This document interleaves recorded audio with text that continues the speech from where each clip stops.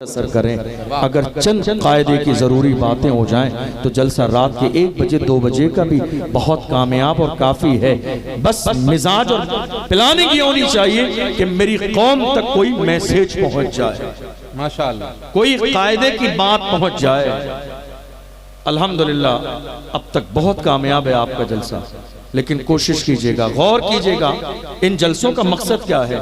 इतनी बड़ी तादाद में हम लोगों को इनवाइट करते हैं, इन्हें देकर वापस क्या भेजते हैं। हमारी माएँ और बहनें अपना आराम सुकून छोड़ कर आती हैं, इन्हें पैगाम क्या दिया जाता है हमारे जलसे में। जलसे को जलसा बनाइए, मेला मत बनाइए।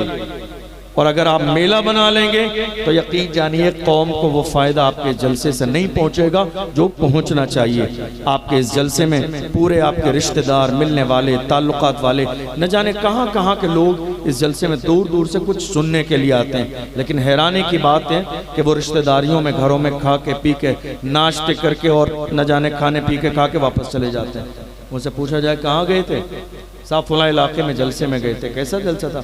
अरे बहुत भीड़ आई थी, बहुत बढ़िया जलसा था। पैगाम क्या दिया गया? कहा नहीं साहब हमें बस जलसे में जाने का मौका नहीं मिल पाया था, वो तमाम दोस्त अहबाब मिले, रिश्तेदार मिले, तो बस खाना वगैरह खा के थोड़ी देर आराम किया और जलसा मुकम्मल हो गया। ऐसा मत कीजिए।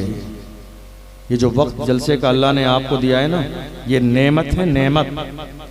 कुरान अजीम में फरमाया गया लइन शकरतुम लअज़ीदन्नकुम वलइन कफरतुम इन्न अज़ाबी लशदीद। अल्लाह की दी हुई नेमतों पर शुक्र अदा कीजिए।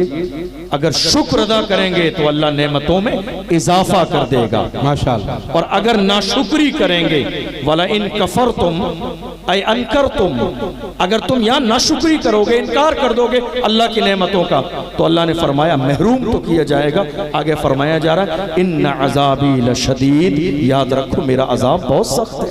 अल्लाह, ये नाकदरी ही तो है। उलमा यहाँ बैठे, शोरा यहाँ बैठे, हुजूर का जिक्र हो रहा है, नात पढ़ी जा रही है, गौसे आजम की मनक़बत पढ़ी जा रही है, और आपकी चाल वही चाल बेढंगी जो पहले थी वो अब भी है।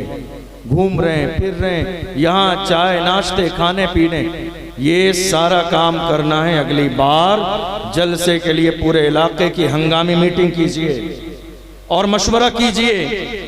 जलसा करना कोई फर्जो वाजिब नहीं है आपके लिए कि साहब जलसा करना ही है, नहीं करेंगे तो गुनहगार होंगे। नहीं, अगर इतनी बड़ी रकम कौम मुस्लिम की खून पसीने की आपको लगता है कि फायदा नहीं हो रहा है, आपकी कौम का मिजाज नहीं है सुनने का, तो ऐसा कीजिए सालाना इस रकम को खर्च करके हमारी बेटियों के लिए पर्दे वाला एक कॉलेज बना दीजिए। वाह, माशाअल्लाह। और अगर जलसा करना चाहते हैं तो जलसे को जलसे की तरह कीजिए। आज हालत क्या है? कभी आपने अपने बारे में सोचा कि आप आज कहां खड़े हुए और अल्लाह के रसूल सल्लल्लाहु अलैहि वसल्लम ने आपको कहां खड़ा किया था? हाय हाय, मेरे नबी ने जहां आपको खड़ा किया था आज आप वहां खड़े नहीं हैं, वरना जहां रसूलुल्लाह ने खड़ा किया था वहां खड़े रहते तो आज आपकी हालत ये नहीं होती। बेशक आप समझने के लिए राजी नहीं है? कोई संजीदा बात जलसों में आज हमारी कौम सुनना नहीं चाहती है। आपको मालूम है, हम रोजाना जलसों में देखते हैं अगर कोई खतीब संजीदा इल्मी बात करने लगे तो कमेटी वाले, पब्लिक से लोग आते हैं कि नहीं साहब पब्लिक को मजा नहीं आ रहा है, किसी अच्छे धुआंधार खतीब को ला के पेश कीजिएगा, मजा नहीं आ रहा है, मजा नहीं आ रहा है आपको। ये जो मजे लिए हमने 75 साल, ये मजे की सजा ही है। आज ये जो सजा मिल रही है आपको, ये मजे की सजा है। वरना जिस कौम का हाल ये था, डॉक्टर इकबाल से पूछिए तो डॉक्टर इकबाल ने बताया हमारी तादाद क्या थी और हमारे तेवर क्या थे। डॉक्टर इकबाल ने कहा हमारा हाल ये था, टल न सकते थे अगर जंग में अड़ जाते थे, पांव शेरों के भी मैदान से उखड़ जाते थे, तुझसे सरकश हुआ कोई तो बिगड़ जाते थे, तीर क्या चीज है हम तोप से लड़ जाते थे, शान आंखों में न जचती थी जहां दारों की, कलमा पढ़ते थे हम छाओ छाँव में तलवारों की, हम जो जीते थे तो जंगों की मुसीबत के लिए या रसूल अल्लाह, और मरते थे तेरे नाम की अजमत के लिए। दश्त तो दश्त है, दरिया भी न छोड़े हमने, बहरे जुल्मात में दौड़ा दिए घोड़े।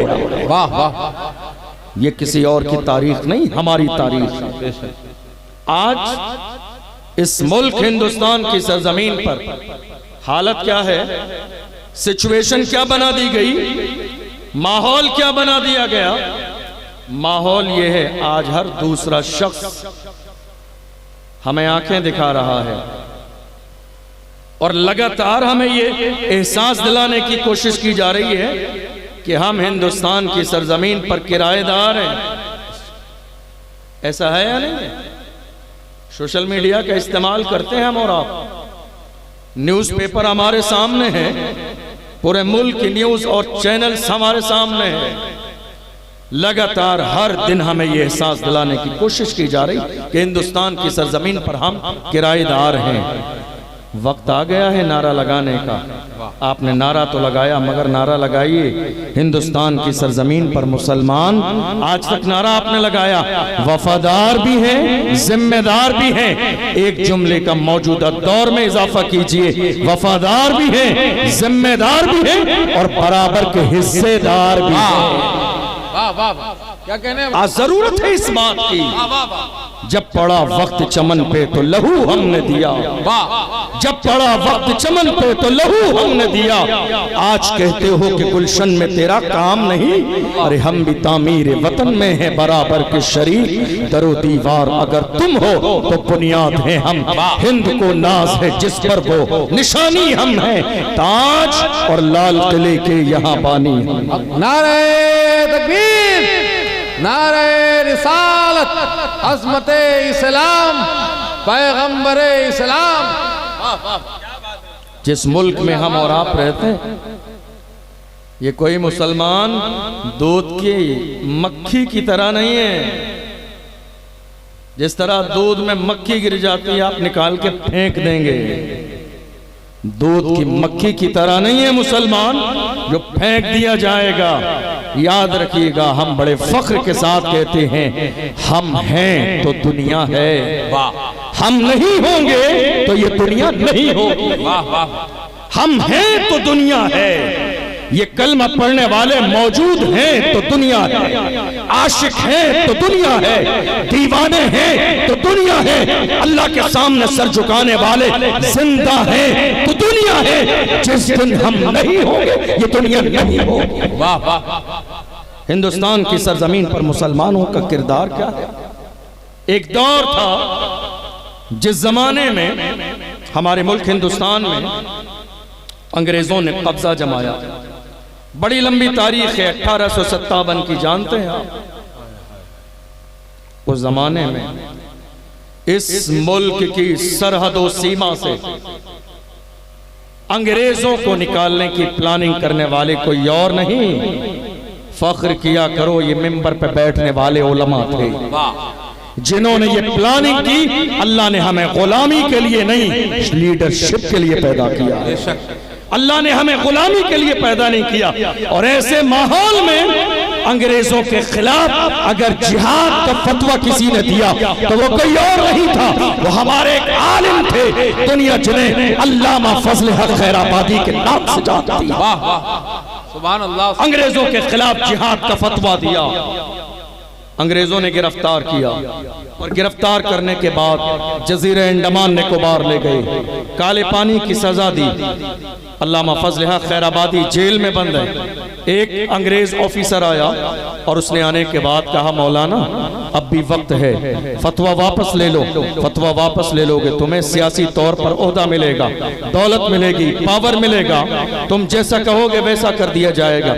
आपको मालूम है, तारीख गवाह है, अल्लामा फजल हक खैराबादी ने, ये हमारे तेवर थे, अल्लामा फजल हक खैराबादी ने उस अंग्रेज के चेहरे पर थूक दिया था और कहा था, जालिम, शेर की एक लम्हे की जिंदगी कीचड़ की हजारा साला जिंदगी से बेहतर है।